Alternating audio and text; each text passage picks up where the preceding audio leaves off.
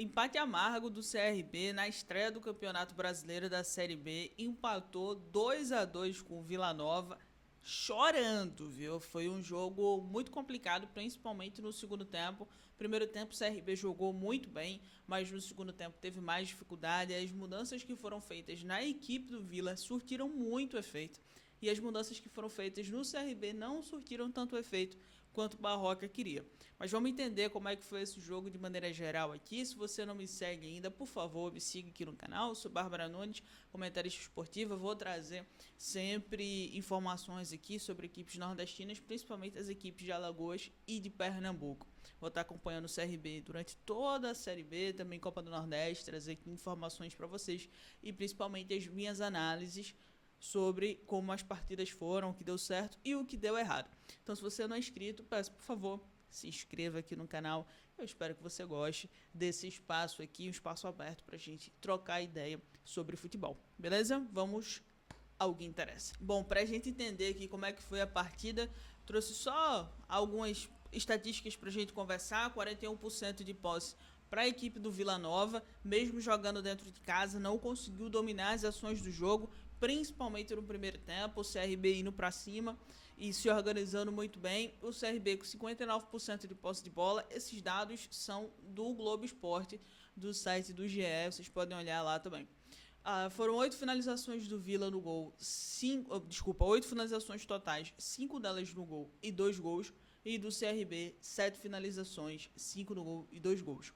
Também queria mandar um cheiro aqui, aproveitando, para os meus amigos Felipe Santos e André Garoni, que estiveram na transmissão da Sportnet. Um cheiro para vocês, a transmissão foi incrível, como sempre, todo o trabalho que vocês fazem.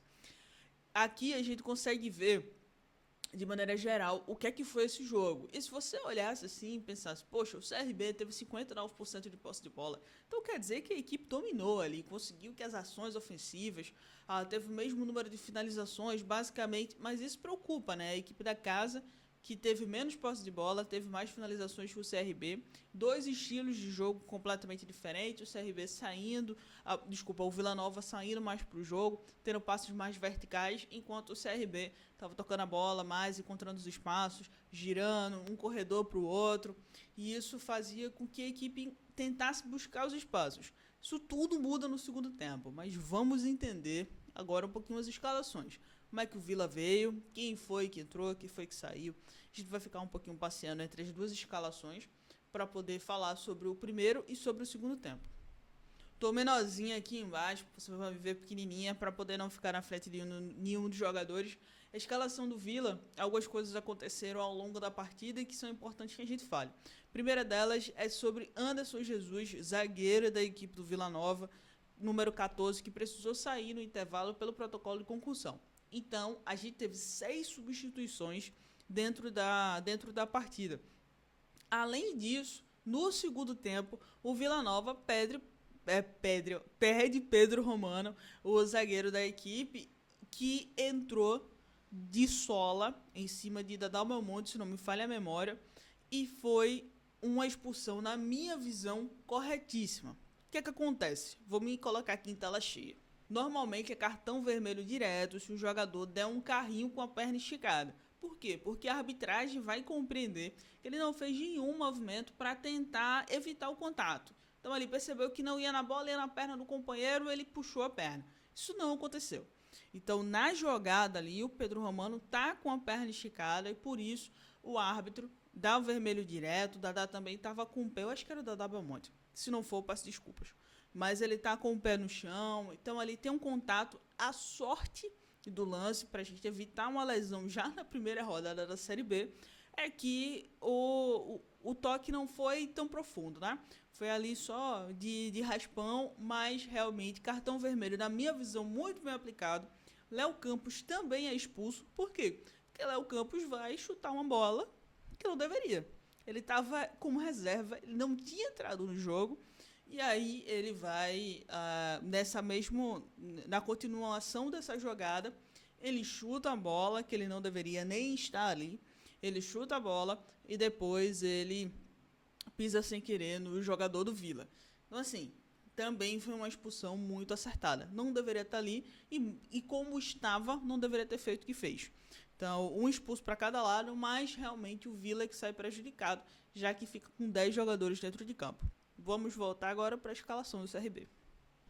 CRB entra em campo para esse jogo com a mesma escalação que terminou o Campeonato Alagoano, ou seja, na cabeça do Barroca, os 11 iniciais do Campeonato Alagoano eram os melhores jogadores que o CRB tinha e que poderia começar bem essa partida fora de casa, lembrando que o CRB na temporada passada na Série B teve um retrospecto fora de casa muito abaixo. Então essa temporada vai tentar algo diferente. Já começa com um empate, e foi um empate meio complicado, mas vamos pensar aqui quem foi que entrou. Entra Vinícius Nunes, que está aqui em cima, Guilherme Estrela, Luiz Felipe, Guilherme Pato, Giovani e João Neto.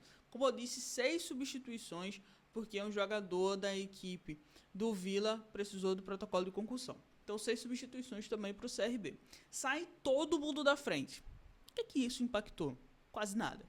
Primeiro tempo da equipe do CRB joga bem, consegue girar a bola, consegue encontrar os espaços, consegue fazer com que, principalmente o Lucas Lovat, que está aqui, ó, Lucas Lovat, camisa 36, aparece super bem ofensivamente e a partir dele é o cruzamento que vai na cabeça de Mikael, sozinho dentro da área, 1-0, já nos 20 primeiros minutos do primeiro tempo. Isso dá uma vantagem, um respiro para o CRB, que poderia ter aumentado esse placar no primeiro tempo, não faz isso, não sofre tantas consequências no primeiro tempo, porque domina o primeiro tempo.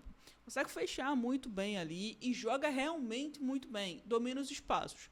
Mas no segundo tempo, a equipe do Vila volta muito melhor. E volta principalmente por causa de um cara. Deixa eu voltar aqui. Por causa desse cara aqui, ó. Rayan Lima.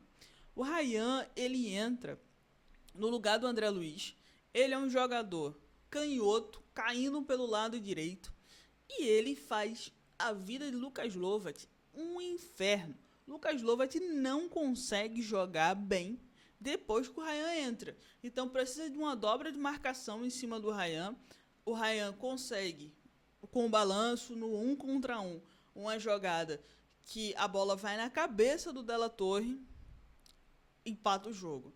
Depois, o Rayan faz uma jogada individual, chuta de fora da área, Matheus Albino espalma, escanteio, no escanteio, 2-1 Vila.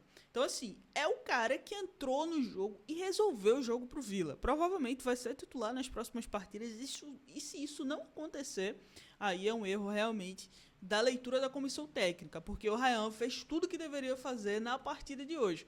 Por isso, para mim, ele é o destaque da partida. Melhor jogador da partida, melhor jogador, vou até colocar maiorzinho aqui. Melhor jogador do jogo, para mim, foi o Rayan. Por quê? Porque o jogo mudou completamente com a entrada dele. Inclusive, o último lance do jogo, ele quase faz um golaço de Matheus Albino a partir da transição. Um jogador que deixa a bola colada no pé, que consegue encontrar os espaços, é bom em assistência, bom em finalização. Chegando agora na equipe do Vila Nova e já conseguindo se destacar na primeira partida do campeonato mais importante do ano, que é a Série B. Então, a equipe do CRB teve muita dificuldade depois que o Rayan entrou. Principalmente por quê? Vamos colocar pequenininho aqui de novo. Principalmente por quê? Porque no primeiro tempo as jogadas ofensivas da equipe do CRB se pautavam em Lucas Lovat. Se tem um jogador que está sendo o inferno do Lucas Lovat e que está fechando essa ponta direita aqui, Lovat não tem o que fazer, ele precisa estar ali defensivamente. Hereda sofreu muito no primeiro tempo por causa de Janderson. Então o Lovat estava subindo porque o Hereda estava ficando. Só que no segundo tempo nem Hereda conseguia subir, nem Lovat conseguia subir. Justamente porque o Vila estava com 2 pontas ali que estavam debandando muito defensivamente dos laterais da equipe do CRB. Quando isso acontece, o que é que Barroca faz? Muda os jogadores da frente, cria outras dinâmicas e quando o Vila fica com 10 jogadores, isso acontece aos 19 minutos do segundo tempo. O CRB coloca muitos jogadores ofensivos, Guilherme Pato participa muito bem, caindo pelo lado esquerdo, Guilherme Estrela participa bem também caindo pelo lado direito, mas a equipe não consegue produzir. O Vila coloca um caminhão ali na frente, defensivamente, e o Vila hoje foi fantástico, principalmente depois que ficou com 10 jogadores. E o CRB tem muita dificuldade. Quando o CRB consegue se ajustar, aí Aos 53 minutos, foram 11 minutos de acréscimo, porque teve VAR, teve atendimento médico, várias coisas. Então, 53 minutos é que o CRB consegue fazer um gol. E aí eu pergunto algo muito importante para você que está aqui conversando comigo sobre essa partida. A equipe do CRB, se pensa em um acesso da Série B para a Série A, ela não pode passar tanto tempo com um jogador a mais dentro de campo e não conseguir aproveitar essa vantagem. Então, hoje, o CRB mostrou que contra defesas fechadas, muito fechadas, tem muita dificuldade. Por quê? Porque não tem um jogador de 1 contra 1. Quem fez a diferença para a equipe do Vila foi o Ryan, que é um jogador de 1 contra 1. Então, a partir do momento que se tem um jogador que desequilibra e que o CRB, na minha visão, não tem esse jogador agora, ou pelo menos esse jogador não apareceu hoje, quem fazia muito esse papel dentro do CRB era o Thiaguinho. Thiaguinho conseguia ir para 1 contra 1 e conseguia encontrar os espaços. É uma opção, era uma ideia ali que poderia quebrar as marcações. Sem um jogador nessa postura, o CRB fica refém de cruzamentos. E cruzamentos sem conseguir mover a defesa das outras equipes. Essa é a minha visão, foi a minha leitura da partida. Eu achei que foi uma estreia, um primeiro tempo muito bom da equipe, quando a equipe conseguiu controlar. Quando a equipe estava jogando contra uma defesa muito fechada no segundo tempo, eu acho que o CRB se perdeu. Então o CRB precisa encontrar ali um espaço melhor de como que vai fazer essas jogadas, de como é que vai fazer para ter versatilidade contra diferentes tipos de defesa, porque essa Série B é muito, muito, muito competitiva, ainda mais com o novo formato, né? Mas eu quero saber um pouquinho mais de você, deixa aqui nos comentários o que é que você achou dessa partida, também me fala... se você não é uma pessoa inscrita neste canal, por favor, se inscreva por aqui, dá um like nesse vídeo para que ele chegue em outras pessoas, compartilha também com outras pessoas e a gente vai discutindo aqui ao longo de toda a Série B a jornada da equipe do CRB. Fechado? Vejo vocês no próximo vídeo. Tchau, tchau.